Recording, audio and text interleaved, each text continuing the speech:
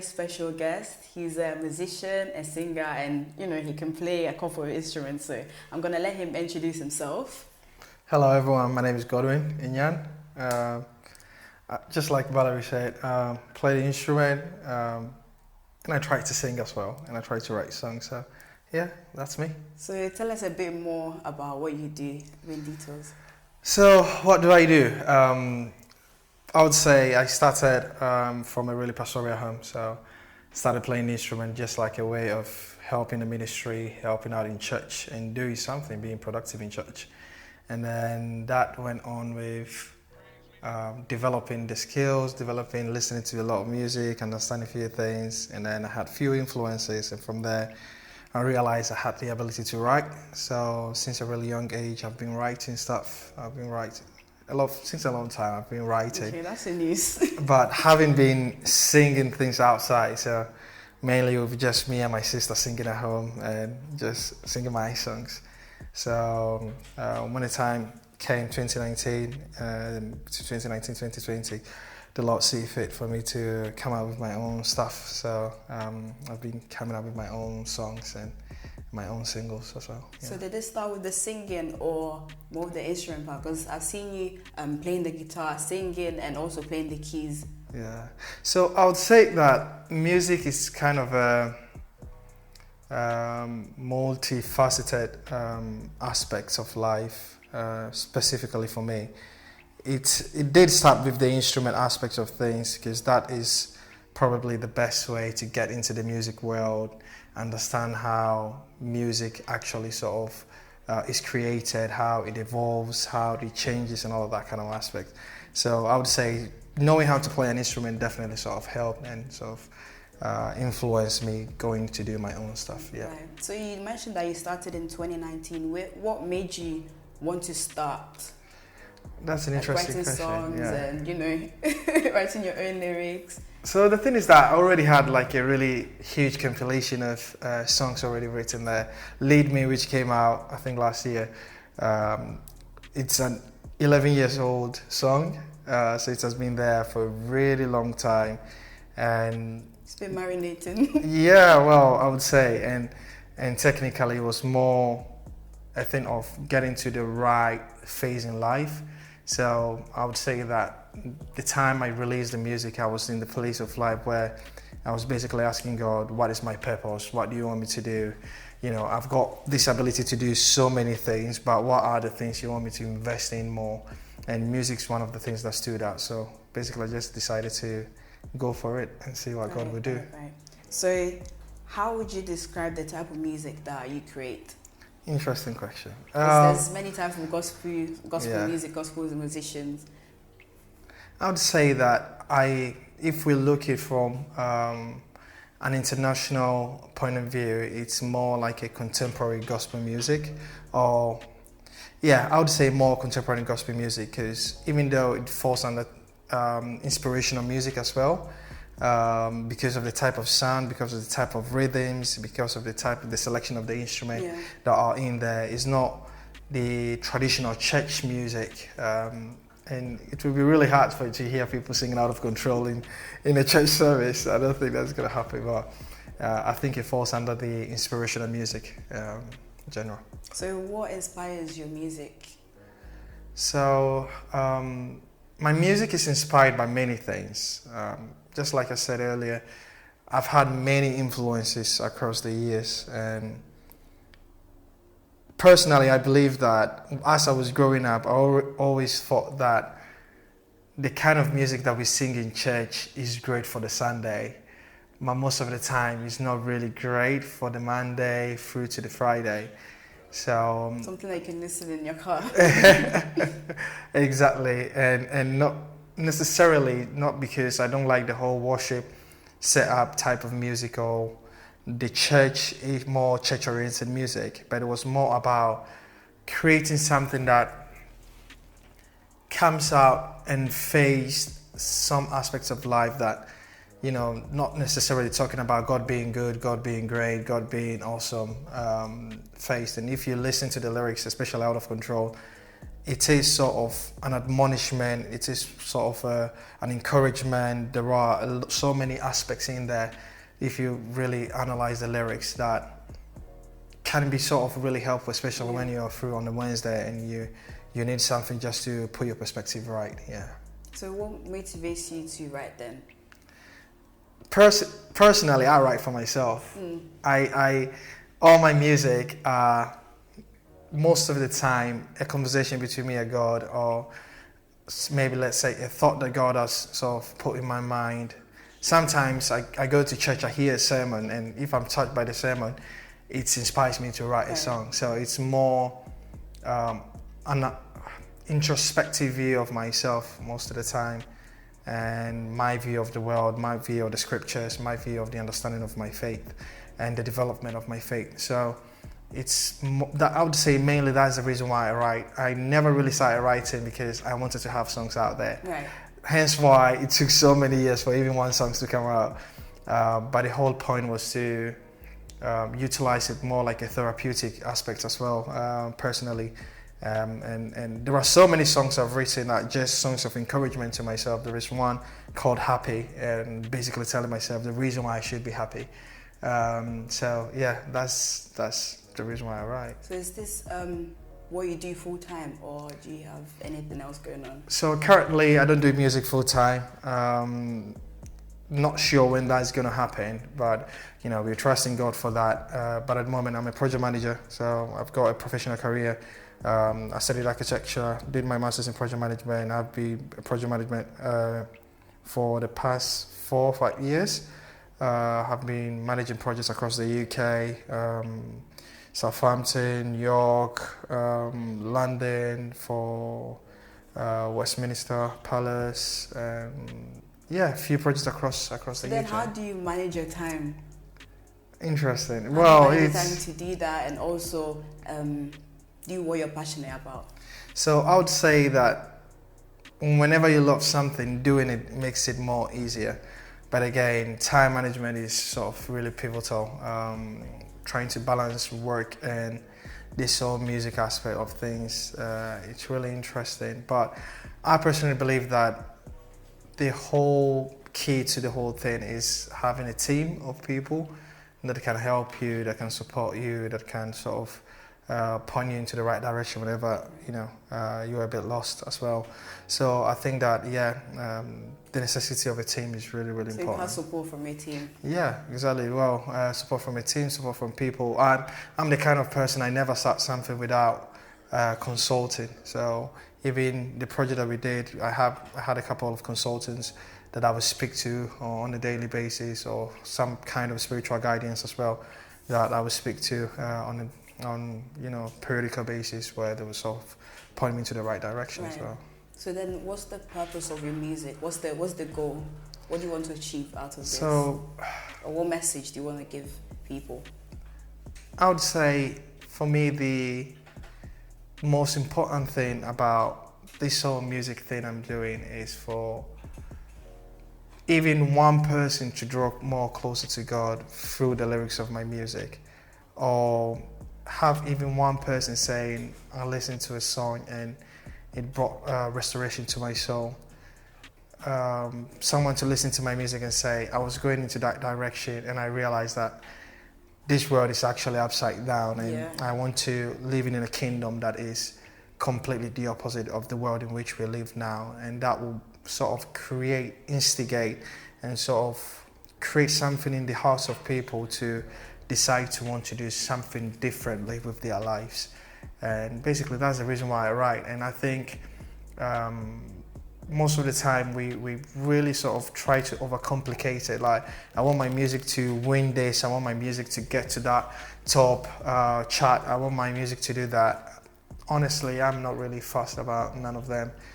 My main goal is to give God the opportunity, or give the Holy Spirit the opportunity to breathe on it and sort of transform the life of other people. When I was starting, I had a person I was talking to, and he told me a really interesting story. And he said, he quoted a scripture in the book of Matthew where Jesus and his disciples were sort of hosting a lot of people, and Jesus was preaching. And then after the preaching, they had to eat. And then this kid literally came with the 5 loaves and the 2 fishes. And he was telling me that most of the time, all you really need to do is to present your loaf of bread and the 2 fishes and allow God to multiply it. Yeah. And that really stood with me, and that has been a great motivation throughout the whole time. So the same way that you want your music to inspire people to know God, has anybody inspired you the same way that you want to impact people? Has anybody impacted you? Definitely. So I've had so many names. I would say my first name, and one of the reasons why I actually started singing, is Smoking Awful, which is an American artist. Well, he's a pastor, and he was a great artist. Well, he is a great artist, and he was really sort of up there when I was growing up.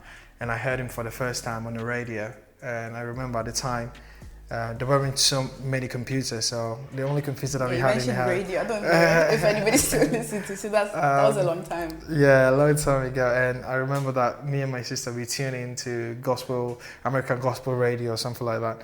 And that's where I heard for the first time Smoking Awful. And I heard this guy and I was like, this is not the usual Adamariku stuff. Like, what is this?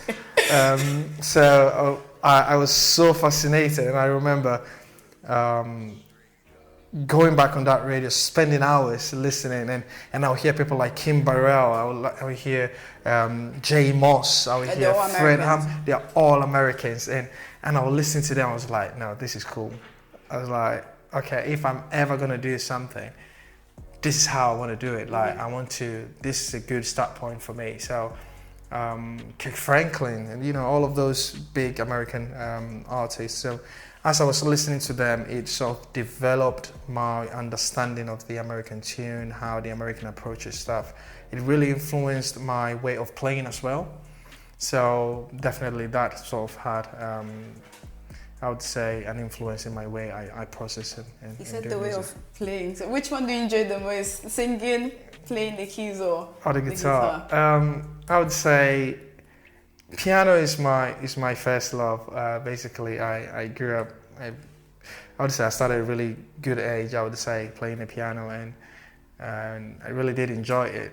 But as I'm growing, I've realized that the guitar is basically taking much of my time now. I'm not playing the piano as much, simply because I want to sort of develop more on the guitar, get better on the guitar, and expand my knowledge on the guitar. And it's sometimes I would say that it's easier to write on the guitar as well.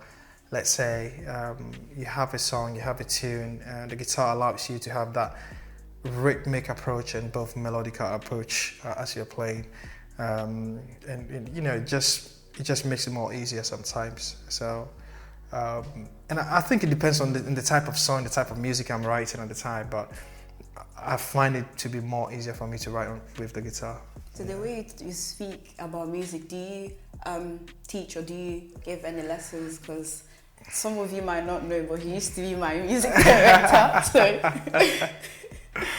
I used to teach music and give lessons, but at the moment I would say I don't have that time to be doing the teaching as well. And I think it's really important whenever you are giving lessons to stick with people for at least a bit of a long time, so that they can grasp the things, because music is all about foundations, right? The foundations you get, the initial teaching, training that you get, initial techniques that you get are really, really important for you to develop. So I would say that at the moment I'm not teaching. We used to be a director for Not Be IWC, but at the moment, no, I'm not teaching. So how did you learn to play the instrument? Did you have a teacher, or, I mean, YouTube was not there back in the day, so. That's a good point. Well, how did I learn? I actually learned by accident, I would say. So it was like the first year of middle school, and we had to choose between a foreign language, because English was sort of already part of it, and this was in Italy. English was already part of our curriculum, but you had to choose like an extra class, and I chose music at the time. So prior to that, so there's a backstory to that. Prior to that, when I was like 11, and probably, around the age of 10, 11, I saw someone playing the piano in church, and I told my mom, you know what, I'm going to play the piano one day. And she's like, okay, yeah, whatever. So, so when we got to middle school, they said, okay, you need to choose an instrument. So if you choose music, you need to choose an instrument. And people were choosing flutes, people were choosing guitar, and I said, you know what, I want to choose piano. Okay. So my father got me a really small keyboard, and I'll spend hours on there. And back in the days, time was so different. So it's not like now that, you know, our lives get filled with so many activities. So, and especially in Italy, you had 3 months of summer holidays. And definitely, your parents are not taking you on holiday. No way. So you had basically 3 months where you could basically do whatever you wanted. And my 2 passions were football and music. So you did that whole summer. Sorry? You did that the whole summer? Yeah, the whole summer. That's what I would do, the whole summer. So I wake up in the morning, do whatever I need to do, turn on my radio, listen to music, and then get this keyboard. And the thing is that I got the keyboard, let's say, a month before the school actually started. So I basically had a month, and in that month I learned so much that I remember when we started, the teacher was like, you already know how to play, like, do you take lessons? I was like, no, I'm basically just playing with it, you know, trying, and peradventure just finding stuff on the board.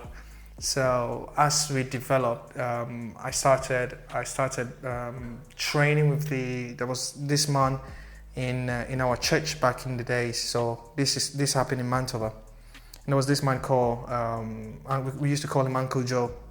He used to play the guitar. He was really good, and he had a few other friends. So this guy would drive something like 1 hour and a half or 2 hours just to come and pick me up, take me to his place. So at the time, and teach you. He would like. It wasn't really a teaching. It was more like we all meet and we would jam together. So he had other people. So Nelson was there. My sister would come along. She would play the guitar, and I would play the keys. And at the time, I used to play the drums as well. So I interchangeably play a bit of keys, go and play a bit of drums, and we're basically having fun. Little did I know that thing that he was doing, him sacrificing and driving that long way to come and pick us and drop us back, was sort of installing a passion of music in me. So technically, the whole school classes with music was really the sort of nullified. It was just opening a small gate. Yeah, exactly. So that's how it was. So what advice would you give your younger self, or anybody who wants to pursue this career, the music career? If I could go back, or the advice I would give to my younger self, I would say I would spend more time in playing the music in my secret place. And the reason why I'm saying that is that there is a huge difference between practicing and spending time in the intimacy on your board. And I would say that one of my personal secrets, and one of the things that made me stand out, even with the instrument, is because I wasn't necessarily playing what everyone was playing. Because at the time, just like you said, YouTube was not there. You did not know what others were doing. Yeah. You didn't know what others were. You meet them at programs, you hear them, you say, oh, that guy is good. You know, I've learned that, and you know, all of that kind of stuff. But for me, it was more about being more connected spiritually, about even playing. So most of the time, even if I'm playing and spiritually I'm not connected, I feel a huge difference. Mm-hmm. So I would say develop that ability. I would say people should develop that ability of playing the instrument, being connected spiritually to God, and you have access to unlimited creativity. Okay, thank you. So what do you enjoy the most about what you do?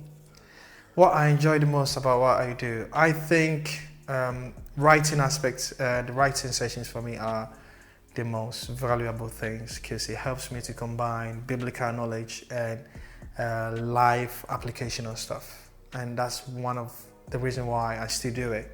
I never stop writing. I never stop thinking and pondering. Most of the time, I've realized that whenever God gives me a topic, or there are so many things I write about, it's because God is trying to tell me something, and it's also a really good way of going back, searching the scriptures and making sure that what I'm writing makes sense spiritually and reflects what God is saying in the scripture. So it keeps you really sharp. It keeps you always on your toes.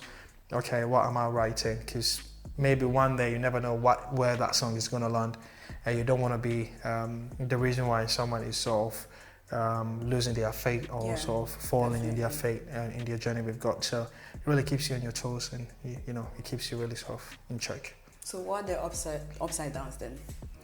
I would say that the upside downs, it depends how you want to see it.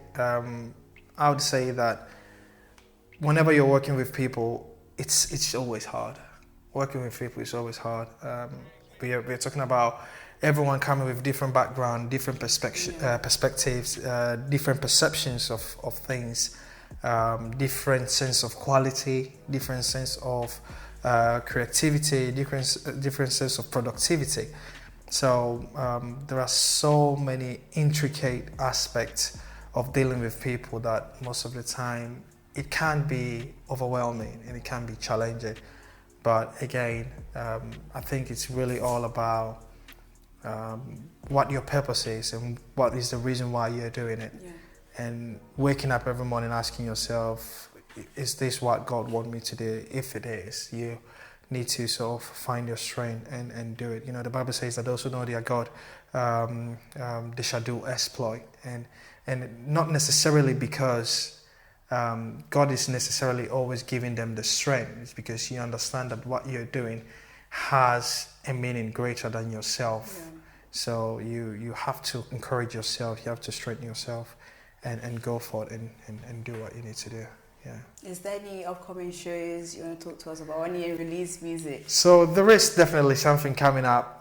There is a major, I would say the biggest body of work that will come out in this year before the end of the year, which is going to be an album. We've got the 3 singles out. If you want to check it out, check it out. But we've got a whole album which it has taken a long time to prepare, to compile together.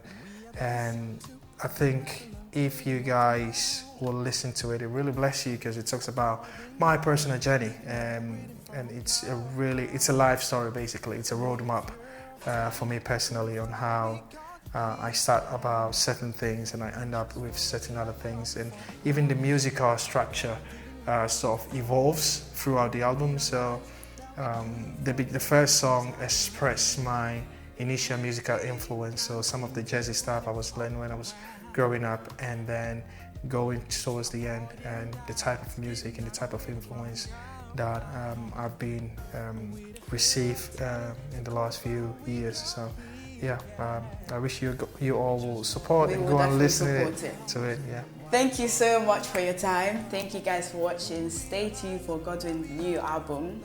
He's releasing it at the end of this year, or before the end of this year. Before the end of this year. Thank you so much. Follow us on this YouTube channel, on Instagram and our TikTok. Bye-bye. Bye.